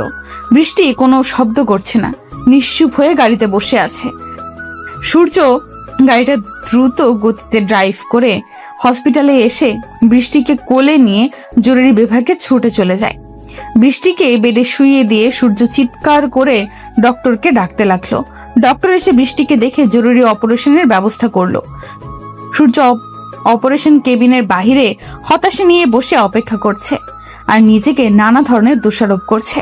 আজ যদি বৃষ্টির কথায় সে উন্মাদ না হতো তবে আজ এমনটা হতো না। ঘটনার সূত্রপাত হলো বৃষ্টি সূর্যের মামাতো বোন। সূর্যদের বাড়ি এসেছিল বেড়াতে। সূর্য বৃষ্টিকে বেশ পছন্দ করে, বৃষ্টিও সূর্যকে পছন্দ করে, তবে মুখে কেউ কখনো কাউকে সেটা বলার সুযোগ পায়নি। আজ বৃষ্টি সূর্যের রুমে এসে খাটের তলা থেকে একটা মদের বোতল দেখতে পায়। সূর্য একটু একটু মদ্যপান করে। বৃষ্টি সেই বোতলটা পুরো সাবার করে। নেশায় আসক্ত বৃষ্টি মদ খেয়ে মাতালদের মতো করতে থাকে। সূর্য বৃষ্টিকে মাতলামি করতে দেখে বিষয়টা আঁচ করতে পারে, কিন্তু বৃষ্টি সূর্যকে নানাভাবে ফোর্স করতে থাকে। সূর্য প্রথমে বৃষ্টিকে অনেকবার বোঝানোর চেষ্টা করার পরেও বৃষ্টি কোনো কথা শোনেনি। অতঃপর সূর্য আর নিজেকে নিয়ন্ত্রণ করতে পারল না। বৃষ্টিকে আদরে আদরে ভরিয়ে দিতে লাগলো সে। অতঃপর কি হলো তা তো দেখতেই পেলেন। সূর্য কিছু সময় অপেক্ষা করতেই ডক্টর বাহিরে এসে সূর্যের দিকে তীক্ষ্ণ দৃষ্টিতে তাকালো। সূর্য বসা থেকে উঠে দাঁড়াতেই ডক্টর সূর্যকে উদ্দেশ্য করে বলল, পেশেন্ট আপনার কি হয়? কেন ডক্টর, কি হয়েছে? সব ঠিক আছে তো? মানে বৃষ্টির কোনো ক্ষতি হয়নি তো? প্রশ্নের বিপরীতে আমি প্রশ্ন করা পছন্দ করি না, উত্তর দিন। ও আমার স্ত্রী, বলুন কি হয়েছে? ও ঠিক আছে, আপনার স্ত্রী সামান্য ইনজুরি পেয়েছে, সমস্যা নেই, ঠিক হয়ে যাবে। আসলে আমরা গাইনি বিভাগের ডাক্তাররা এমন কেস প্রায় পেয়ে থাকি। ছেলেমেয়েরা বিয়ের আগে অবৈধ সম্পর্ক করে অনেক সেম কেস নিয়ে আসে। আপনি রাইট টাইমে আসতে পেরেছেন, তা না হলে রক্তক্ষরণে হার্ট অ্যাটাক হয়ে আপনার স্ত্রীর মৃত্যু পর্যন্ত হতে পারত। পরবর্তীতে একটু সাবধান, আপনার স্ত্রীর একটুর জন্য রক্ষা পেয়েছে। একটু সাবধান কেমন? ডক্টরের কথা শুনে সূর্য যেন প্রাণ ফিরে পেল। সূর্য একটা দীর্ঘশ্বাস ছেড়ে বৃষ্টিকে দেখতে ছুটে কেবিনের দিকে চলে যায়। বৃষ্টি বেড়ে নিশ্চুপ হয়ে শুয়ে আছে। সূর্য কেবিনে আসতেই বৃষ্টি সূর্যের দিক থেকে মুখ ফিরিয়ে অন্যদিকে মুখ ঘুরিয়ে নিল। সূর্য বিষয়টা বুঝতে পেরে বৃষ্টির কাছে এসে বসলো। মাথাটা নিচু করে বৃষ্টিকে উদ্দেশ্য করে বলল সূর্য, বৃষ্টি, আমি সত্যি লজ্জিত। আমি চাইনি। সূর্যকে থামিয়ে দিয়ে বৃষ্টি বলতে লাগলো, থামুন প্লিজ, আপনার কথাগুলো আমার সহ্য হচ্ছে না। একদিন হসপিটালে থাকার পর বৃষ্টিকে হসপিটাল থেকে ছাড়া হলো। বৃষ্টি বাড়ি এসে নিজের ব্যাগ গুছিয়ে নিল। এখন মোটামুটি সুস্থ বৃষ্টি। সূর্য বৃষ্টিকে নিয়ে বাড়ি ফিরতেই সবাই হাজারটা প্রশ্ন শুরু করে দিল। সবাই জানতে চাইতে লাগলো বৃষ্টি কোথায় ছিল গতকাল রাতে, আর সূর্যই বা কোথায় ছিল। কিন্তু সূর্য সত্যিটা সবাইকে বলতে পারলো না। মিথ্যা বলল যে গতকাল তারা একটু ঘুরতে গেছিল। বাড়ির লোক আর কোনো কথা বলল না। রুমে এসে সূর্য ফ্রেশ হয়ে নিতেই বাহির থেকে চিৎকার চেঁচামেচির শব্দ আসতে লাগলো। সূর্য বিচলিত হয়ে দৌড়ে ছুটে বাহিরে চলে আসে। বাহিরে আসতেই সূর্য দেখতে পায় বৃষ্টি তৈরি হয়ে বেরিয়ে যাচ্ছে, আর বাড়ির সবাই বৃষ্টিকে আটকাতে মরিয়া হয়ে চেষ্টা করছে। সূর্য বৃষ্টির দিকে কিছু সময় তাকিয়ে থেকে পেছন থেকে এগিয়ে গিয়ে বৃষ্টির হাত ধরলো। বৃষ্টি সূর্যের স্পর্শ পেতেই থমকে দাঁড়ালো। সূর্য মৃদু কণ্ঠে বলল, বৃষ্টি, তুমি এভাবে চলে যাচ্ছ কেন? সবাই যেতে পারছে, একটু সকলের কথা ভেবে। সূর্যকে থামিয়ে দিয়ে বৃষ্টি ভারী কণ্ঠে বলল, সবার কথা রাখা আমার পক্ষে সম্ভব নয়। আর এত কিছু হয়ে যাবার পরেও আমি এ বাড়িতে থাকবো, সেটা কাল্পনিক। তাছাড়া এই বাড়িতে না থাকার যথেষ্ট কারণ আছে। কি কারণ বলো আমায়। বিশ্বাস করো, আমি সেই কারণটা বদলে দিব, প্লিজ। বৃষ্টি সূর্যের হাত থেকে নিজের হাত এক ঝাড়ি দিয়ে ছাড়িয়ে নিয়ে সূর্যের দিকে গভীর দৃষ্টি রেখে বলতে লাগলো, সেই কারণটা আর কিছু নয়, আপনি নিজেই। বৃষ্টির কথা শুনে সূর্যের কোনো পরিবর্তন দেখা গেল না। সূর্য মাথাটা নিচু করে নিছক হাসির রেখা নিজের ঠোঁটের কোণে এঁকে বৃষ্টিকে উদ্দেশ্য করে বলল, এই সামান্য ব্যাপারটার কারণে মানে তুমি চলে যেতে চাইছো? ঠিক আছে বৃষ্টি, তুমি থাকো, আমি বেরিয়ে যাচ্ছি। আজকের দিনের সময়টা কি পাবো আমি? মানে আমার সবকিছু গোছাতে একটু সময় লাগবে, শুধু আজকের দিনটা। কাল সকাল হতেই চলে যাব আমি। থাক, দরকার নেই। আপনি চলে গেলে বাড়ির লোক নানা কথা বলবে। ঘরের ছেলে ঘরে থাকুক, আমি চলে যাচ্ছি। আরে না, কিছু বলবে না।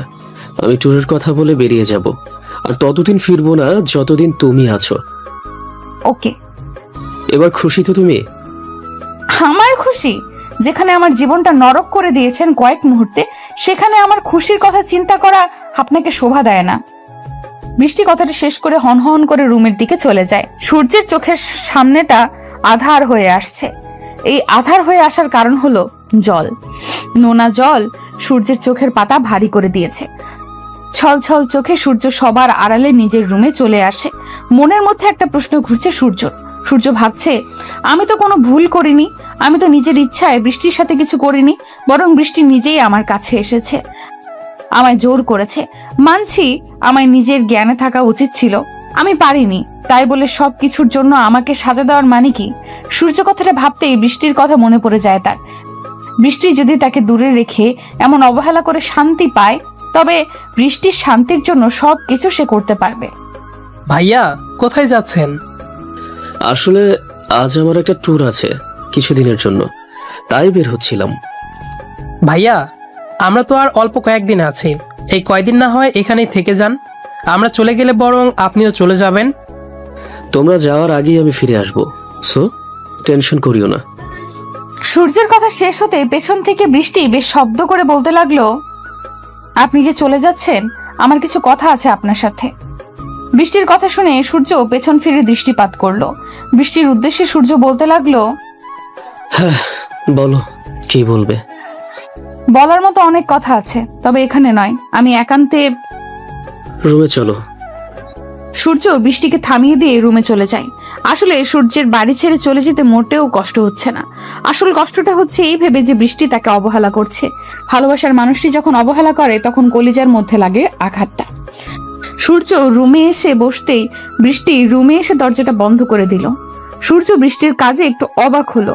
সূর্য অবাক হয়ে বৃষ্টিকে উদ্দেশ্য করে বলতে লাগলো, এ কি করছো? দরজা বন্ধ করছো কেন? কিছু হারানোর ভয় নেই, আর যা ছিল তা আপনি নিয়ে নিয়েছেন। দেখো বৃষ্টি, আমি মানছি যে আমি ভুল করেছি, তবে সেখানে আমার যতটা দোষ ছিল ঠিক ততটা তোমারও ছিল। এক হাতে কখনো তালি বাজে না, তবুও তুমি এককভাবে আমায় দোষারোপ করলে। চলে যেতে বললে আমাকে তোমার সামনে থেকে। সমস্যা নেই, চলে না হয়ে যাব, তবে একটা কথা, এই মনের মধ্যে থেকে কি করে সূর্যকে বাহির করবে বলতে পারো? সূর্যের কথায় অবাক হয়ে বৃষ্টি বলল, আমার মনের মধ্যে আপনি আছেন সেটা আপনি জানেন কি করে? তোমার মনটা হয়তো সবটা আড়াল করে, তবে চোখ জোড়া তো তা করে না। ওই চোখে আমি স্পষ্ট দেখতে পেয়েছি আমার ছবি, তাই আমি জানি। এখন কি করব? আমি পারছি না তো নিজেকে বোঝাতে, পারছি না আপনার করা আচরণগুলোকে ভুলে যেতে। তাড়িয়ে দাও আমায় নিজের জীবন থেকে, অনেক দূরে, অনেক দূরে তাড়িয়ে দাও আমাকে। পারছি না তো তাড়িয়ে দিতে, কি করব আমি বলে দিন? কেন পারছো না? কষ্ট হচ্ছে তো, ভীষণ কষ্ট হচ্ছে। আমার বুকটা ফেটে যাচ্ছে, মনে হচ্ছে আপনাকে ছাড়া আমি বেঁচে থাকতে পারবো না। কেন কষ্ট হচ্ছে?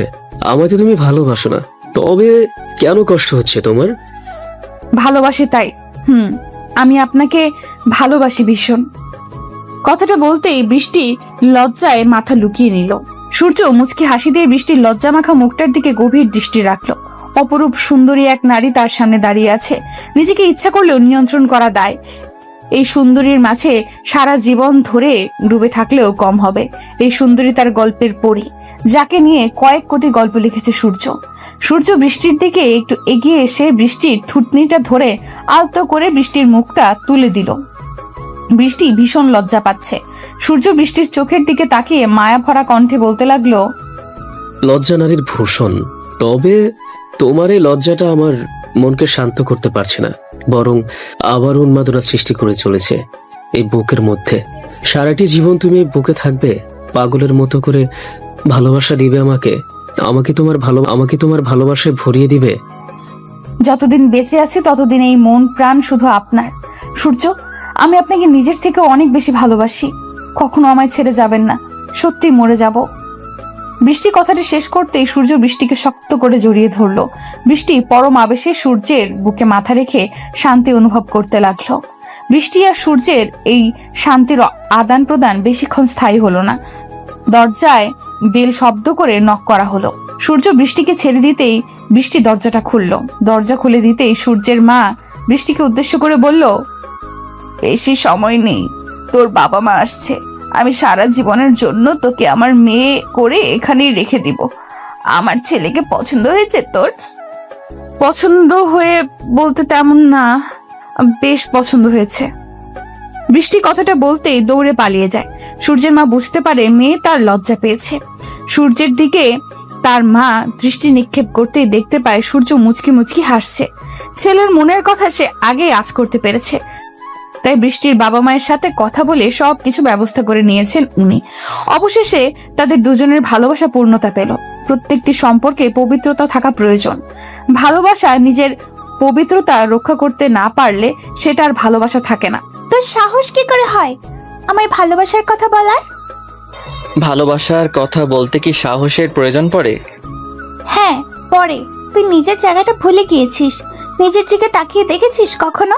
আমার আর তোর সাথে কি আদৌ যায়? এসব কি বলছো তুমি? আমার উপর কি রেগে আছো তুমি? প্লিজ আমায় বলো কেন রেগে? এই ওয়েট, তোর উপর আমি রাগ করতে যাব কেন? কি তুই? অনু, অনেক মজা হয়েছে, প্লিজ এমন করিও না। আমাদের 2 বছরের ভালোবাসার সম্পর্ক একটু তো বোঝার চেষ্টা করো প্লিজ। আমাদের মধ্যে কোনোদিন ভালোবাসা ছিল না, আমাদের মধ্যে ছিল শুধুমাত্র সময় নষ্ট। আমি মজা নিয়েছি আর তুই এনজয় করেছিস, ব্যাস। অনুর কথাগুলো শুনে অয়নের পায়ের তলা থেকে মনে হচ্ছে মাটি সরে গেছে। অনুর কথাগুলো বিশ্বাস করতে ও মানতে ভীষণ কষ্ট হচ্ছে অয়নের। দীর্ঘ 2 বছরের ভালোবাসা মজা ছিল। অয়নের চোখের পাতা এক নিমেষেই ভারী হয়ে এলো। অয়ন যেন নিজের চোখের সামনে কিছুই দেখতে পাচ্ছে না। নিজের জীবনের থেকেও বেশি ভালোবাসে অনুকে সে। আজ সে অনু কিনা তাকে এমন করে ঠকাচ্ছে। অয়ন খানিক সময় নিশ্চুপ থাকার পর আবারও নির্লজ্জের মতো অনুর হাত ধরে অনুকে উদ্দেশ্য করে বলতে লাগলো, অনু, আমি জানি না তুমি কেন এমন করছো, কিন্তু বিশ্বাস করো তুমি ছাড়া শূন্য আমি। তোমাকে ছাড়া আমি বেঁচে থাকতে পারবো না, দয়া করো আমায় প্লিজ। রাস্তার ভিখারিকে আমি দয়া করি, তবে তোকে দয়া করতে পারছি না, সরি। অনু, এমন করে বলিও না, আমার বুকটা ফেটে যাবে প্লিজ। এই হাত ছাড়। আজকের পর থেকে তোর আর আমার মধ্যে কোনো প্রকার সম্পর্ক থাকবে না। আমায় আর কখনো বিরক্ত করবি না তুই। অনু কথাটা বলতেই অয়নের হাতটা নিজের হাতের উপর থেকে এক ঝটকায় সরিয়ে নিল। অয়ন অনুর দিকে এক দৃষ্টিতে তাকিয়ে আছে। এই শহরের মানুষগুলোকে চেনা বড্ড কষ্টকর। মুখ আর মুখোশ চেনাটা মোটেও সহজ নয়। অনুর সাথে কলেজ থেকে পরিচয় অয়নের। অয়ন প্রথম দিন থেকে অনুকে নিজের বন্ধু ভেবেছে। অনু অয়নকে নিয়ে অন্য কিছু ভাবতো। একটা সময় গিয়ে অনু নিজেই অয়নকে জানায় তার মনের অনুভূতি। অয়নও অনুকে ভীষণ পছন্দ করে। এই পছন্দ করাটা কখন যে ভালোবাসার রূপ নিয়েছে সেটা বুঝতে পারেনি অয়ন। অয়ন অনুর সাথে একটু একটু করে নিজেদের ভালোবাসার সম্পর্ক সামনের দিকে এগিয়ে নিতে থাকে। দেখতে দেখতে 2টি বছর চলে যায়। অয়ন বুঝতে পারেনি তার আর অনুর মধ্যে আকাশ পাতাল তফাৎ। অনু চলে যেতেই অয়ন খোলা আকাশে তাকালো। আকাশটা ভীষণ মেঘ করে আছে। এখনই হয়তো প্রচুর বৃষ্টি হবে। অয়ন নিজের চোখের পানি হয়তো এই বৃষ্টির মাধ্যমে আড়াল করে নিতে পারবে। অয়ন আর দাঁড়িয়ে থাকতে পারলো না। হাঁটতে হাঁটতে বাড়ির পথে চলতে লাগলো সে। বুকটা ফেটে যাচ্ছে অয়নের। এতটা ভালোবাসার পরেও অনুকে আগলে রাখতে পারলো না সে। অয়ন নিজের রুমে এসে দরজা বন্ধ করে দিল। মনটা ভীষণ খারাপ হয়ে আছে তার। নিশ্চুপ হয়ে বিছানায় বসে পড়তেই অয়নের ফোনে অধরা কল করলো। 2বার রিং হতেই অয়ন কলটা পিক করলো। ওপার থেকে অধরা অয়নকে উদ্দেশ্য করে বেশ শক্ত গলায় বলল, এই তোকে আমি খুন করব বুঝলি? আমার সাথে তোকে দেখা করতে বলেছি, মনে আছে তো সেই কথা? আছে মনে। মনে থাকলে এলি না কেন দেখা করতে? দাম বেড়ে গেছে নাকি তোর? অধরা, আমার মনটা ভালো নেই, আমি পরে তোর সাথে দেখা করব। তাই না? কেন, তোর মনের ঘরের আবার কি হলো? কে তোর মন খারাপ করে দিয়েছে? আমি নাকি? ফালতু কথা ছাড়, আমার ভালো লাগছে না, রাখছি আমি। অয়ন কথাটা বলতেই অধরার মুখের ওপর কলটা কেটে দিল। অয়নের বুকের মাঝে যেটা চলছে সেটা শুধুমাত্র অয়ন বুঝছে। অন্য কেউ অয়নের বুকের কষ্টটা বুঝতে পারবে না। অয়ন ফোনটা সাইডে রেখে দিয়ে আপন মনে অনুর কথা ভাবতে লাগলো। একটা মেয়ে তাকে ভালোবাসার নামে এমন প্রতারণা করতে কি করে পারলো? কিছুই ভাবতে পারছে না অয়ন। অয়নের চোখ থেকে নোনা জল গড়িয়ে পড়ছে। অয়ন আপন মনে নিজের চোখ থেকে নোনা জল ফেলছে আর অনুর কথা ভাবছে। কিছু সময় অনুর কথা ভাবতেই হঠাৎ করে অয়নের কানে ভেসে এলো অধরার কণ্ঠস্বর। অধরার কণ্ঠস্বরটা অয়নের কানে আসতেই অয়ন চমকে উঠল। তার মানে কি অধরা অয়নের বাড়ি চলে এসেছে? অয়ন বিছানার উপর থেকে উঠে দাঁড়াতেই অধরা অয়নের রুমে হকচকিয়ে চলে এলো। অধরা অয়নের রুমে এসে দুম করে অয়নের উপর ঝাঁপিয়ে পড়ল। অয়ন কিছু বুঝে ওঠার আগেই অধরা অয়নের শার্টের কলার চেপে ধরে রাগে গজগজ করতে করতে অয়নকে উদ্দেশ্য করে বলল, তোকে এখন ইচ্ছে করছে মেরে ফেলতে। আমায় এত কষ্ট দিস কেন রে তুই? আমার কথা কি তোর মনে থাকে না? অধরা, শান্ত হয়ে কথা বল, আমার শার্টের কলারটা ছাড়। ছাড়বো না। আমি শান্ত হয়ে কথা বলতে পারছি না। তুই আমার সাথে এমন করিস কেন? কি করেছি আমি? তুই কি করবি? আমার মন খারাপ ছিল তাই তোর সাথে দেখা করতে পারিনি। আচ্ছা বল, কেন মন খারাপ হয়েছে? কি হয়েছে সত্যি করে বল। কিছু হয়নি, সব ঠিক আছে, বাদ দে সেসব কথা। কি কথা বলতে এত জরুরি তলব করেছিস বল এখন। সব কথা তোকে বলতে হবে কেন? তুই কি আমার চোখের ভাষা পড়তে জানিস না? কি সব পাগলের মতো কথা বলছিস তুই? মাথা ঠিক আছে তো তোর? আমার মেজাজ খারাপ করিস না, কাজের কথা বললে বল, না হলে যা। আমার কথা তো তোর কাছে গুরুত্বহীন মনে হয়। শোন অয়ন, আমি কিন্তু লজ্জার দোহাই দিচ্ছি না। আমি তোকে ভালোবাসি, সরাসরি বললাম। ভুল করেও না করিস না, কারণ আমি না শব্দটা শুনতে পারি না। অধরার কথা শুনে অয়ন চমকে উঠল। অয়ন সবসময় অধরাকে নিজের বন্ধু ভেবে এসেছে।